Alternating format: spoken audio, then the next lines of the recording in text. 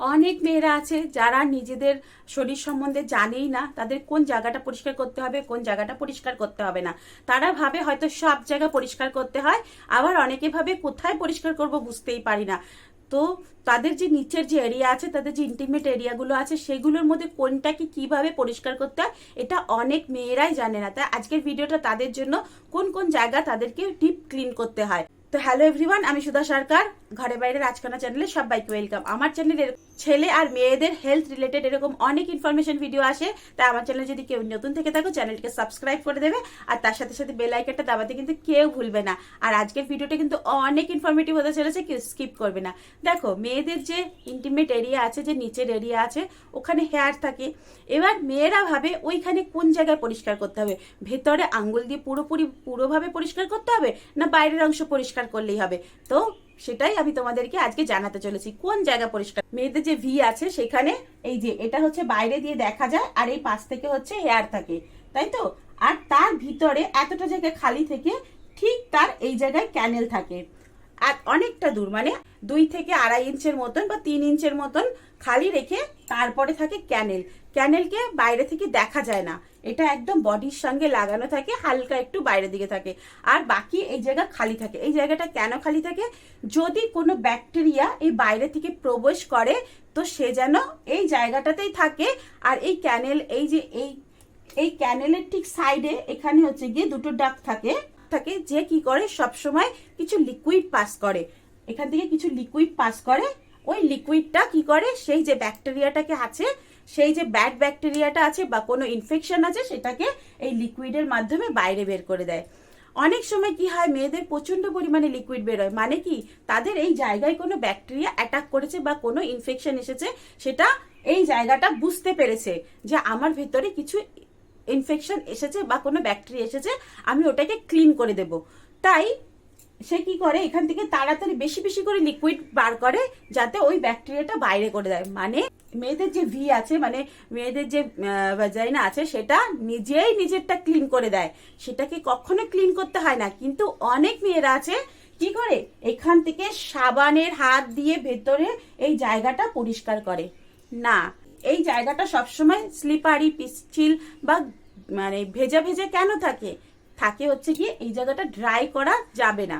যদি ড্রাই হয় তাহলে ইনফেকশন অ্যাটাক করবে। তাই এই জায়গাটা সবসময় লিকুইড, মানে পিচ্ছিল পিচ্ছিল থাকে, বা কোনো মানে একদমই মানে বলে না ভেজা ভেজা থাকে সব সময়। এই কারণে যাতে এই যে দুটো ডাক আছে, এরা লিকুইড ছেড়ে এই জায়গাটাকে ক্লিন করে দেয়। আর তুমি কি করছো, ওই জায়গায় সাবান দিয়ে ভেতরে পরিষ্কার করছো না। তোমাকে যদি পরিষ্কার করতে হয়, এই বাইরের হেয়ার গুলো পরিষ্কার করো, হেয়ার গুলোকে পরিষ্কার করো, হেয়ার গুলোকে ট্রিম করো, হেয়ার গুলোকে পুরো ক্লিন করে রাখো। হ্যাঁ, এখন ওই হেয়ার গুলো কেন দেওয়া হয় সেটা বলে দিই। ওই হেয়ার গুলো দেওয়া হয় যদি কোনো ব্যাকটেরিয়া অ্যাটাক না করে। আগেকার জামানায় কোনো জামা কাপড় ছিল না, প্যান্ট ছিল না, তাই এখানে হেয়ার দেওয়া হয়েছে। তারা যেখানে সেখানে টয়লেট করতো, যদি কোনো ইনফেকশন বা কোনো পয়জন বা কোনো কিছু যদি তাদের এই জায়গায় লাগে, তো তারা ভেতর অব্দি যেতে পারতো না, তাদের এই জায়গায় খুব বেশি হেয়ার থাকতো। সেই জন্য ভগবান ওখানে হেয়ার দিয়ে দিয়েছে, যাতে কোনো ইনফেকশন ভেতরে ঢুকতে না পারে। ওই হেয়ারগুলো কিন্তু কখনো একদম সাফ করা যাবে না, ওগুলোকে হালকা হালকা ট্রিম করে রাখতে, যাতে কোনো ইনফেকশন অ্যাটাক না করে। তাই ওই হেয়ারগুলোকে ছোট ছোট করে ট্রিম করে রাখতে হবে, আর জায়গাটাকে ক্লিন করে রাখতে হবে। ওখানে সাবান যদিও তোমরা হেয়ারে লাগাও, সাবান শ্যাম্পু, বাট ভেতরে কখনো সাবান শ্যাম্পু লাগাবে না। আর ভেতরে পরিষ্কার করার একদমই দরকার নেই।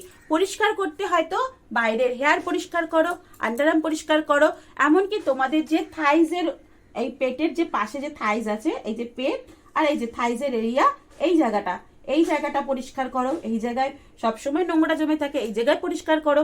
তারপরে পিছনে যে বাম আছে, যেমন এই যে বামের যে সাইড বামস থাকে, বামসের যে এই যে মিডিল পোর্শনটা আছে, এইখানটা পরিষ্কার করো।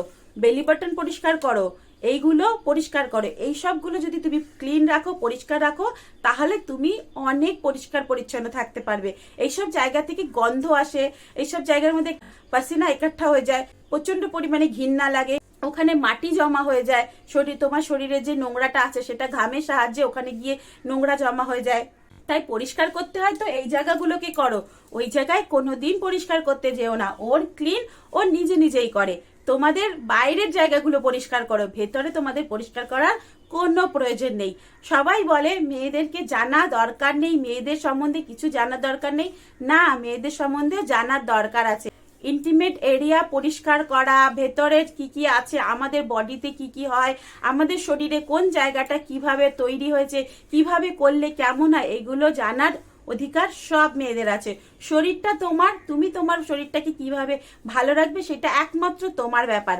তাই এগুলো জানা প্রচন্ড দরকার মেয়েদেরকে। তাই এই জায়গাকে কখনো পরিষ্কার করতে যেও না। পরিষ্কার করতে হয় তো তোমাদের বাইরের এরিয়া পরিষ্কার করো। আর একটা জায়গা বাকি রয়ে গেছে, সেটা কি জানো? মেয়েদের ব্রেস্টের যে নিচের অংশটা, এই যে এখানে যে ব্রেস্টটা আছে তার এই যে নিচের অংশটা যেখানে ব্রার স্টিপ থাকে, ওই জায়গাটাকে রেগুলার ক্লিন করো। কেন বলো তো? ব্রেস্ট যখন এখানে লেগে যাচ্ছে তখন এই জায়গাটা পাসিনা হয়ে যাচ্ছে, এখানটা পাসিনা হয়ে হয়ে ওখানে র্যাশেস এসে যাচ্ছে, কখনো কখনো পুরো দানা দানা দানা দানা হয়ে যাচ্ছে, ওর মধ্যে নোংরা জমা হচ্ছে। ব্রার যে স্টিপটা থাকে ওই জায়গাটা সুন্দর করে ডলে ডলে পরিষ্কার করো আর নিজেদেরকে পরিষ্কার রাখো। আশা করি আজকের ইনফরমেশন তোমাদেরকে অনেক ভালো লেগেছে। যদি ভালো লেগে থাকে তাহলে একটু লাইক, কমেন্ট আর একটু শেয়ার করে দিও। আর এরকম যদি মেয়েদের সম্বন্ধে আরো ভিডিও চাই তাহলে কিন্তু আমাকে কমেন্ট বক্সে জানিয়ে দিও। তো আস্তে আস্তে তোমাদেরকে অনেক ভিডিও দেব, তার জন্য কিন্তু চ্যানেলটাতে থাকতে হবে, আমার ভিডিওগুলো দেখতে হবে।